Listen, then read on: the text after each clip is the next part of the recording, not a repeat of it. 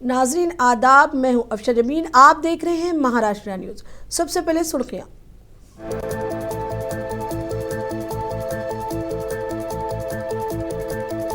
Maharashtra assembly में Maharashtra special public security bill 2024 की मंजूरी पर वजीर आला देवेंद्र फडणवीस का रद्द-ए-अमल।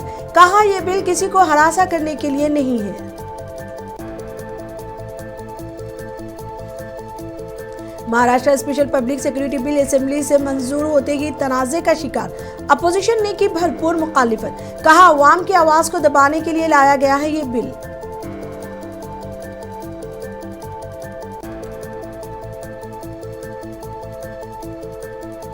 पचहत्तर साल की उम्र में छोड़ देना चाहिए ओहदा। आरएसएस सरबराह मोहन भागवत के बयान ने अपोजिशन को पीएम पर सवाल उठाने का दिया मौका।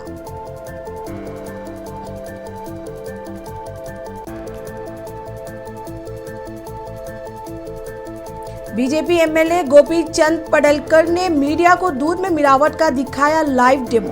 कहा, हमारे लोगों को रोजाना ग़िज़ायात के नाम पर खिलाया जा रहा है जहर।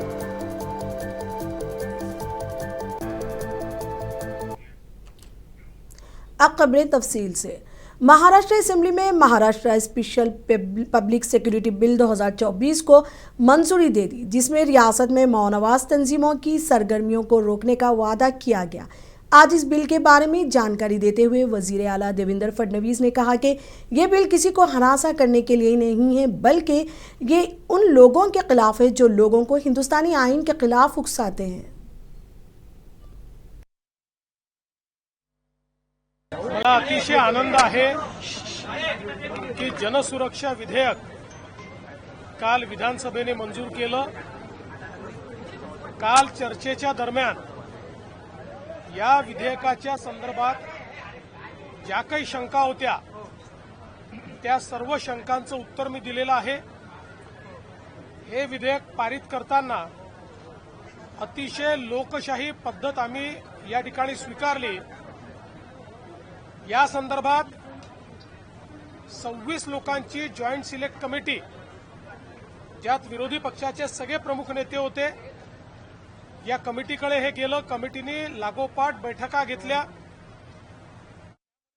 महाराष्ट्र के मशहूर स्पेशल पब्लिक सिक्योरिटी बिल 2024 को असेंबली ने अक्सरियत के साथ मंजूर कर लिया है। असेंबली में बिल पर अराकीन असेंबली के सवालात का जवाब देते हुए वजीर आला देवेंद्र फडणवीस ने कहा कि ये बिल शहरी नक्सलिज्म और जमहूरियत मुखालिफ तंजीमों को रोकने के मकसद से लाया गया है। हालांकि इस बिल पर बहस के दौरान काफ़ी हंगामा हुआ। शिवसेना यूपीटी लीडर आदित्य ठाकरे ने इस बिल पर सवाल किया, जिसका जवाब देवेंद्र फडणवीस ने दिया। मिरवणुकी होतात किंवा जे आता तात्पुरतं धार्मिक स्थळ निर्माण होतात मंडपांमध्ये, अनेकदा आम्ही पाहतो की स्थानिक पोलीस स्टेशन मधून त्या तिकडच्या मंडळाला सतवलं जातं, परवानगी असताना सतवलं जातं। तर मुख्यमंत्री महोदय जर डेसिबल पाळलं, सगळे परवानगी असतील, तर आपण आश्वासित कराल का की ह्या जर काही मंडळांना सतवलं तर त्यांच्यावर काहीतरी आपण एक रेग्युलेशन कराल की ह्याच्यावर असं पुढे सतवलं जाणार नाही आणि जे सतवतील त्यांच्यावर कारवाई होईल?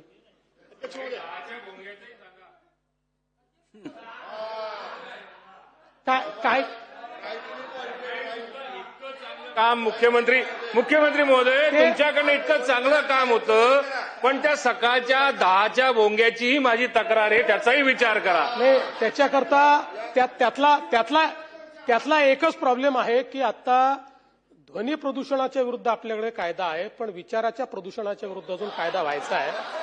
तो कायदा झाला की त्याचा आपण विचार करू। पण सन्माननीय आदित्यजींनी जो या ठिकाणी विषय मांडलेला आहे, निश्चितपणे आपल्याला कायद्यानेही जेव्हा सण असतात त्यावेळेस टेम्पररी परमिशन देऊन अशा प्रकारच्या सणांमध्ये भोंगे लावण्याची परवानगी देता येते। ती स्पेसिफिक जैसे ही Maharashtra special public security bill assembly से मंजूर हुआ, ये तनाज़ात में घिर गया और अपोजिशन ने इसकी मुखालिफत शुरू कर दी। महाराष्ट्र कांग्रेस के लीडर विजय वडेट्टीवार ने पब्लिक सिक्योरिटी एक्ट की मंजूरी पर रियासती हुकूमत की सख्त तनकीद की। उन्होंने इसे अवाम की आवाज़ को दबाने और हुकूमत की नाकामियों को छुपाने की कोशिश करार दिया। नाही, त्यामध्ये बऱ्याच गोष्टी सुधारणा केल्याचं त्यावेळेस मांडताना मुख्यमंत्र्यांनी सांगितलं, पण याची गरज काय? जनसुरक्षा विधेयकाची गरज काय? अर्बन नक्षल नावाने जे बिल आणलं होतं सुरुवातीला ते बदललं गेलं। खरं तर अर्बन नक्षल कोणीच प्रूव्ह करू शकत नाही। आणि एकीकडे सांगतात की 2 तालुक्यापुरते आता नक्षलवाद राहिलाय. मग हे बिल कशासाठी? त्यांनी बोलताना हे सांगितलं की काही संघटना संविधानाचा वापर करून देशहिताच्या गोष्टी करतात आणि ते देशद्रोहाचं काम करतात किंवा देशविघातक काम करतात, देशविरोधी काम करतात. यासाठी वेगळे कायदे आहेत, त्यांच्यावर कारवाई करायसाठी. या बिलाची आवश्यकता काय आहे? जर ते कुठलेही काम विरोधी देश, आणि याचा अर्थ स्पष्ट आहे की यांना जो कोणी संविधानाच्या बाजूनं बोलेल, संविधानासाठी बोलेल, संविधान टिकवण्यासाठी बोलेल, संविधानावर देशाच्या रक्षणासाठी बोलेल आणि महाराष्ट्र असेंबली में मंजूर होने वाले Maharashtra special public security bill 2024 पर एससीपी के रुकन असेंबली रोहित पवार ने कहा कि हम एंटी नक्सलिज्म बिल की हिमायत करेंगे, लेकिन जो भी बिल पेश किया जाएगा इसकी वजाहत होनी चाहिए. उन्होंने कहा कि हमने हुकूमत से कहा कि मुस्तकबिल में इस बिल का गलत इस्तेमाल हो सकता है.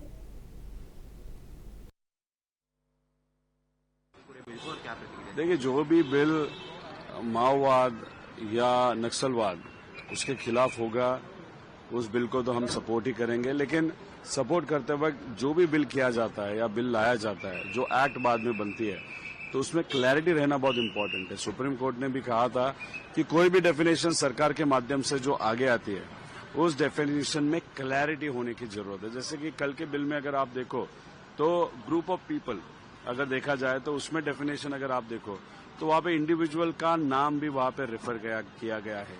जब हमको उत्तर दिया था तो उसमें बताया तो हम इंडिविजुअल को टारगेट नहीं करेंगे, लेकिन अगर डेफिनेशन में जाओ तो वहां पे वो हो सकता है. इसलिए हमने जो सरकार को प्रश्न किए थे उसमें हमने बोला था कि आगे जाके ये बिल का गलत तरीके से इस्तेमाल अगर हो गया तो वो अपोजिशन हो या सामाजिक संगठन है, उनका आवाज या जो हमको राइट है डेमोन्स्ट्रेशन करने का, उस राइट पे गदा आ सकती है. लेकिन बीजेपी के रुकन असेंबली राम कदम ने Maharashtra special public security bill 2024 पर बात करते हुए कहा कि पहले महाराष्ट्र के 4 अजला में नक्सलिज्म था. काफ़ी कोशिशों के बाद हमने इसे ख़त्म किया और अब ये सिर्फ 2 तहसीलों में रह गया है. हमने इस पर एक कमेटी कायम की, तमाम अपोजिशन मेंबरान को इसमें शामिल किया, तफसील से बातचीत की. उन्होंने कहा कि इस तरह का कानून पहले तेलंगाना, आंध्र प्रदेश, उड़ीसा, झारखंड में पास किया जा चुका है. देखिए, महाराष्ट्र में इसके पूर्व लगभग 4 जिलों में नक्सलवाद था और बड़े प्रयासों के साथ हमने वो 4 से लेकर के लगभग सारा समाप्त कर दिया. अब केवल मात्र 2 तहसील में नक्सलवाद शेष है. अब इससे निपटने के लिए जो कानून हमने बनाया वो सबसे पहले गत वर्ष दिसंबर के विधानसभा सत्र में इसे लाया गया. विपक्ष की मांग थी इस पर चर्चा हो. हमने एक कमेटी गठित की और उसमें विपक्ष के भी सारे लोग उसमें लिए. इस पर विस्तृत चर्चा हुई और लगभग 12,000 से अधिक लोगों की सूचनाएं प्राप्त हुई. उस पर उस कमेटी ने काम किया और अंततः उसे हमने महाराष्ट्र की विधानसभा में पारित किया. एक ऐसा विचार, एक ऐसा नक्सली जो देश के संविधान को चुनौती दे, संविधान के ढांचे को, लोकतंत्र को चुनौती दे. राष्ट्रीय सेवन सेवक संघ के सरबराह मोहन भागवत के 75 साल की उम्र में ओहदा छोड़ने के बारे में बयान ने अपोजिशन लीडरों को वजीर आजम मोदी पर सवाल उठाने का मौका दे दिया है, जो भागवत की तरह इस सितंबर में 75 साल के हो जाएंगे. बुध की शाम नागपुर में आरएसएस के अनजानी नजरिए साज मोरपत बिंगले के नाम मानून एक किताब की रस्म अजरा तकरीब से खिताब कर रहे थे. भागवत ने कहा कि जब आप 75 साल के हो जाएंगे तो इसका मतलब है कि आपको अभी रुक जाना चाहिए और दूसरों के लिए रास्ता बनाना चाहिए. इसके लिए उनको शाल पांघरली आणि मग म्हटलं थोडंसं बोला, तर ते म्हणे कशाला बोलायचं. नाही बोला, आग्रह झाला. ते उभे राहिले. उभे राहिल्यावर स्वाभाविक मोरोपंतांचं बोलणं जे कार्यकर्ते जरा हसऱ्या चेहऱ्याने पाहायचे, तर ते म्हणायचे की मेरी मुश्किल ये है कि मैं खड़ा होता तो लोग हंसने लगते, मैंने हंसने लायक कुछ बोला नहीं तो भी मेरे बोलने पर हंसते हैं, क्योंकि मुझे लगता है लोग मुझे गंभीरता से नहीं ले रहे. मग पुढे ते असं म्हणाले, त्यांचे शब्द आहेत और म्हणून उच्चारतो मी, मैं जब मर जाऊंगा तब भी पहले लोग पत्थर मार के देखेंगे कि सचमुच मर गया. मग ते असं म्हणाले, 75 वर्ष का आपने किया, लेकिन मैं इसका अर्थ जानता हूं. 75 वर्ष की शाल जब उड़ी जाती है तब उसका अर्थ यह होता है कि अब आपकी आयु हो गई, अब जरा बाजू हमको करने दो. म्हणजे त्यांच्या गौरवाकरता गौरवाचा भाव मनात घेऊन हे सगळं होतं. त्याच्यात तो गौरव आपल्याला चिकटू नये ह्याची ते स्वतःच काळजी घ्यायची. महाराष्ट्र कानून साज असेंबली के अहाते में बीजेपी एमएलए गोपी चंद पडलकर ने मीडिया को दूध में मिलावट का लाइव डेमो दिखाया. उन्होंने बताया कि किस तरह सिर्फ 1 लीटर असली दूध में चूना, यूरिया और तेल मिलाकर 10 लीटर नकली दूध तैयार किया जा रहा है, जो बराह रास्त आम लोगों के घरों तक पहुंच रहा है. इस दौरान बीजेपी एमएलए सदाभाऊ खोत भी इनके साथ मौजूद थे. पडलकर ने दावा किया कि रियासत में बड़ी तादाद में लोग ये नकली और जहरीला दूध पी रहे हैं, जैसे वो ग़िज़ायात से भरपूर समझते हैं. उन्होंने कहा कि हमारे लोगों को रोज़ाना ग़िज़ायात के नाम पर जहर खिलाया जा रहा है.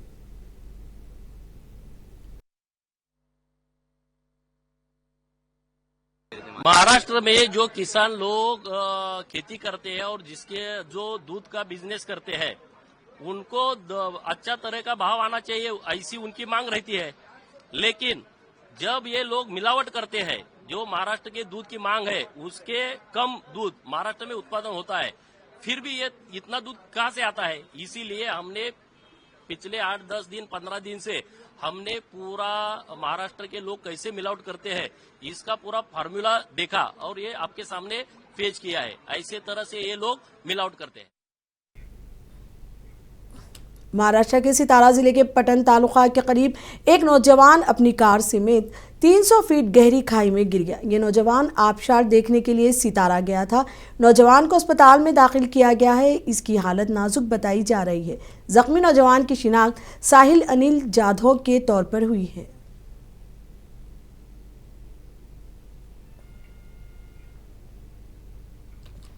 आज समाजवादी पार्टी महाराष्ट्र के सदर और एमएलए अबू आसिम आजमी की क़यादत में एक वफ़द ने अक़लियती बहबूद के वज़ीर दत्तात्रेय भरने से महाराष्ट्र में अक़लियती बरादरी से मुतालिक मुख्तलिफ सुलगते हुए मसाइल के सिलसिले में मुलाकात की. इस मौके पर वज़ीर को 10 नकाती मेमोरेंडम पेश किया गया, जिसमें रियासत के अक़लियती तबक़े से मुतालिक अहम मसाइल और मुतालबात को तफसील से पेश किया गया. वफ़द ने वज़ीर की तवज्जो इस तरफ भी मबजूल कराई कि अगरचे मरकज़ी हज कमेटी का दफ्तर मुंबई में है, लेकिन रियासत महाराष्ट्र की हज कमेटी का आज़ाद दफ्तर अभी तक कायम नहीं किया गया, जो कि इंतहाई अफसोसनाक है. वज़ीर दत्तात्रेय भरने ने समाजवादी पार्टी के वफ़द के तमाम निकात को संजीदगी से सुना और यकीन दिलाया कि उर्दू अकेडमी की जल्द अज सर नौ तश्कील की जाएगी. उर्दू अकेडमी के मसाइल पर मोहबान उर्दू और एमएलए रईस कासिम शेख की क़यादत में एक खुसूसी मीटिंग मुनक़िद हुई. रईस शेख ने उर्दू अकेडमी की बदहाली पर महाराष्ट्र के अक़लियती वज़ीर दत्तात्रेय भरने से मुलाकात की और एक आला सतह मीटिंग मुनक़िद करवाई. इस मीटिंग में उर्दू अकेडमी के दफ्तर की मुंतक़ली पर रोक और गोल्डन जुबली तक़रीबात के लिए खुसूसी बजट की मंजूरी हासिल की गई. उर्दू अकेडमी के सालाना बजट को 2 करोड़ से बढ़ाकर 5 करोड़ और खाली ओहदों को भरने का मुतालबा किया गया. उर्दू कारवां के सदर फरीद अहमद खान की आरटीआई की काविशों से ये मसाइल उजागर हुए. एमएलए रईस शेख ने उर्दू अकेडमी का दौरा करके तमाम मसाइल की तफसीलात हासिल की. वाहिद लक्ष्मण वाहिद जी आए हैं और गैर मुस्लिम हजरात भी उर्दू ज़बान से उतने ही जुड़े हुए हैं जितनी कि मदरसों में तालीम लिए हुए हमारे मुसलमान भाई. आप सबका बड़प्पन है कि 1300 अवार्ड से ज़्यादा हमें मिले हैं उर्दू ज़बान के लिए 50 साल में. तो मैं तो शुक्रगुज़ार हूँ रईस भाई का. और वो जो कंसर्न मिनिस्टर्स हैं, हम एक ऐसी स्टैंडिंग कमेटी बना रहे हैं जिसमें हम जाएंगे, अपनी अर्ज़ करेंगे, अपनी अर्ज़ी वहाँ रखेंगे, उनसे गुजारिश करेंगे, इल्तिमास करेंगे कि हमारे लिए उर्दू ज़बान के फ़रोग़ के लिए इस तंज़ीम को बढ़ावा दिया जाए। देखिए, हम सब जानते हैं कि महाराष्ट्र सरकार में सरकार किसी की भी हो, उर्दू के साथ इंसाफ नहीं होता। और एक और मसला इस सरकार ने खड़ा कर दिया था कि उर्दू साहित्य अकेडमी, जिसकी ऑफिस फोर्ट पे है, एक 1200 स्क्वायर फीट की ऑफिस है, 2 लोग हैं वहाँ पे, उस ऑफिस को कल्चरल मिनिस्ट्री ने कहा था कि आप खाली कर दो क्योंकि ये हमारी जगह है। जब नांदेड़ जिले के देगलूर डिवीजन में देगलूर मुखेड़ सड़क की हालत इंतहाई खस्ता है। इस मामले को लेकर शिवसेना ने रास्ता रोको एहतजाज किया और सड़क पर बैठकर हवन किया। वाज़ेह रहे कि 24 घंटे मसरूफ तरीन इस हाईवे पर रोज कई हादसा पेश आ रहे हैं, जिसके बाइस लोगों को दुश्वारियों का सामना करना पड़ रहा है। मुसलसिल बारिशों के सबब गड्ढे पानी से भर जाते हैं। इन गड्ढों में से सफर करना जान जोखिम में डालने के बराबर है।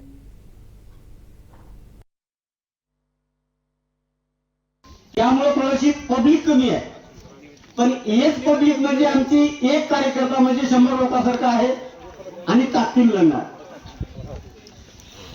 आज या कार्यक्रमाला आमच्या जिल्ह्यावरून आवर्जून उपस्थित असलेले आमचे जिल्हा प्रमुख सन्माननीय बबनरावजी बारसे साहेब, सहसंपर्क प्रमुख भागवतजी जाधव साहेब, उपजिल्हा प्रमुख भालचंद्र नाईक साहेब, उपजिल्हा प्रमुख महेशजी पाटील, नांदेड तालुका प्रमुख सुनील पाटील व सन्माननीय माझ्या गावातले बंधू आणि परिसरातील नागरिक।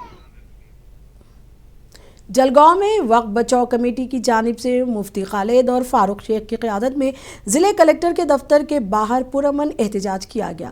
इस एहतजाज में हुकूमत को पुश दिखाकर निशाना बनाया गया। इसी मुकाम पर जारी करदा गैजेट को भी फाड़ा गया। यहाँ तक कि दफ्तर में दाखिल होते वक्त भी मुजाहिरीन ने पुश दिखाते हुए कदम रखा। मुजाहिरीन का कहना है कि हुकूमत ने कानून सुप्रीम कोर्ट के अहकामात की खिलाफ वर्जी करते हुए नाफिज किया है। आज हम कलेक्टर ऑफिस के सामने जो पीठ दिखाकर जो विरोध कर रहे, ये भारत सरकार ने जो वक्फ के कानून के ताल्लुक से जो गैजेट आया है उसके ताल्लुक से इस मौके पर जो है मैं तमामी मुसलमानों को, मसाजिद के ज़िम्मेदारों को और उन तमाम लोगों को जो वक्फ प्रॉपर्टी के ज़िम्मेदार है, उन लोगों को ये बताना चाहता हूँ कि अभी इस कानून के ताल्लुक से सुप्रीम कोर्ट के अंदर सुनवाई चल रही है। सुप्रीम कोर्ट ने स्टे लगाया हुआ है, लिहाजा अभी इस तरीके से अगर कोई आपके पास इस गैजेट को लेकर अगर आता है तो उन्हें कागज़ दिखाने की और उन्हें जो है किसी और चीज़ को तोड़ने की और उन्हें मनमानी करने की बिल्कुल गुंजाइश नहीं है। अभी हम मुंबई के बाइकला इलाके में एनसीपी के तालुका सदर सचिन कुर्मी के कत्ल ने रियासती सियासत में हलचल मचा दी थी। अब महाराष्ट्र के वजीर दाखिला योगेश कदम ने इस कत्ल के सिलसिले में कानून साज काउंसिल में SIT बनाने का ऐलान किया है। ये ऐलान इस वक्त किया गया जब कुर्मी के अहल खाने ने पुलिस इंतजामिया पर मुल्जिमान को तहफ़्फ़ुज़ फराहम करने का इल्ज़ाम लगाया और अपोजिशन के साथ साथ हुक्मरान जमात ने भी इस मामले पर ऐवान में आवाज़ उठाई। इसके साथ ही आज उन्होंने MLA संजय गायकवाड़ के मामले पर भी नाराज़गी जाहिर की। जर का विरोधक असं म्हणत असतील की ह्या विधेयकाला त्यांचा विरोध असेल तर काल विधिमंडळामध्ये विधानसभेमध्ये जेव्हा हे विधेयक पारित होत होतं त्यावेळेस त्यांनी कुठलाही विरोध दर्शवलेला नाही। काही शंका मांडल्या होत्या, त्या शंकांचं निराकरण माननीय मुख्यमंत्री मोदींनी तिथे केलं होतं। आणि महाराष्ट्र में जारी जुबान का तनाज़ा मुल्क में गर्मा गर्म मसला बनता जा रहा है। इस पर बोलते हुए पूर्णिया के MP पप्पू यादव ने राज ठाकरे पर हमला करते हुए कहा कि अगर आप किसी हिंदी बोलने वाले शख्स या महाराष्ट्र में झारखंड या बिहार के लोगों की तौहीन या गाली देते हैं तो हम बिहार में किसी भी मराठी इदारे को काम नहीं करने देंगे। देखिए, अब प्रशांत बाबू क्या बोलते हैं मैं उन पर टिप्पणी नहीं करूँगा। प्रशांत बाबू को मैं याद दिलाना चाहूँगा कि आप कांग्रेस के लिए अमेठी में काम किए, आप खाट रैली किए। प्रशांत जी, कांग्रेस समुद्र है और कांग्रेस ही रहेगी, दूसरा कोई। दिल्ली हाईकोर्ट ने कन्हैया लाल पर मुबनी फिल्म उदयपुर फाइल्स पर पाबंदी लगा दी है। कन्हैया लाल के बेटे यश साहू ने फिल्म की रिलीज पर कहा कि वीडियो सबूत के बावजूद मुलजिमान को सजा नहीं दी गई। वालिद की वफात को 3 साल हो गए, मुलजिमान रिहा हो चुके हैं, लेकिन हमारे दुख के इजहार के लिए लाई जाने वाली फिल्म पर पाबंदी लगाने का फैसला फौरी तौर पर लिया गया। फिल्म पर उस वक्त तक पाबंदी लगाई जा सकती है जब तक दोनों दरख्वास्त गुजार अपनी दरख्वास्त वापस नहीं लेते। पर ठीक है, अब जो कुछ हुआ है, पर ये नहीं होना चाहिए था, क्योंकि ये जो रिट है जो मूवी के अगेंस्ट लगी है वो शायद 3 या 4 दिन पहले ही लगी थी ना, शायद यही कुछ रहा होगा। पर एक याचिका जो कि मैंने लगाई थी आज से करीब मेरे पिताजी के इंसिडेंट में, जो कि 3 साल पहले हुआ था 28 जून 2022 को, उस केस का कोई निष्कर्ष नहीं निकला। ठीक है, आज तक वो केस वैसा का वैसा है। ठीक है, उस केस में तिब्बत के मजहबी रहनुमा दलाई लामा इन दिनों मौजूद बहस बने हुए हैं। वजह यह है कि हिमाचल प्रदेश के धर्मशाला में अपनी 90वीं सालगिरह मनाते हुए दलाई लामा ने अपने जानशीन के बारे में बड़ा ऐलान किया है, जिसके बाद चीन ने अपना शदीद रद्द अमल दिया है। दरअसल बीजेपी के रुकने पार्लियामेंट निशिकांत दुबे ने दलाई लामा को भारत रत्न देने की हिमायत की है। ये बड़ा ही चीज़ें हैं। मैं दलाई लामा जो है हम लोगों के सम्मानित हैं, और आपको मैं बताऊं कि पिछले 66 साल से भारत के लोगों ने जो है उनको हमेशा सम्मान दिया। और मेरे लिए तो दलाई लामा इसलिए बहुत महत्वपूर्ण है कि मैं जिस गांव का हूं, मेरा गांव जो है विक्रमशिला है। विक्रमशिला ने इस दुनिया में पहला हवाई सांसद दिया भगवान अतीश दीपांकर, और भगवान अतीश दीपांकर ये दलाई लामा पंथ और पंचेन लामा पंथ की जो स्थापना हुई उसमें भगवान अतीश दीपांकर का जो है सबसे बड़ा योगदान है। समाजवादी पार्टी के लीडर फखरुल हसन चंद ने कहा कि इलेक्शन कमीशन जिस तरह से कुछ वोटरों को वोटिंग से महरूम करना चाहते थे, इस पर सुप्रीम कोर्ट का फैसला इन वोटरों की जीत है। ये बिहार की जीत है, इन वोटरों की जीत है जिन्हें डर था कि आधार कार्ड ना होने की वजह से वो वोट देने से महरूम रह जाएंगे। हमारी जमात समझती है कि मुल्क की अदलिया ने इंसाफ फराहम किया है। तो समाजवादी पार्टी समझती देश, देखिए समाजवादी पार्टी समझती जिस तरह से चुनाव आयोग बहुत से मतदाताओं को मतदान से वंचित करना चाहता था, कहीं न कहीं माननीय सुप्रीम कोर्ट का फैसला आया है, उससे उन मतदाताओं की जीत हुई है, बिहार की जीत हुई है, उन वोटर्स की जीत हुई है जिनको आधार के आधार पर वंचित करने का प्रयास था। तो समाजवादी सावन का महीना शुरू होने के साथ ही मुल्क भर में तांबे और पीतल के बर्तनों की मांग बढ़ गई। बाजारों में तेजी देखी जा रही है क्योंकि घरों और मंदिरों के लिए तांबे के लोटे, पीतल की पूजा थालियों और खाना पकाने के बर्तनों जैसी अशिया की खरीदारी जारी है।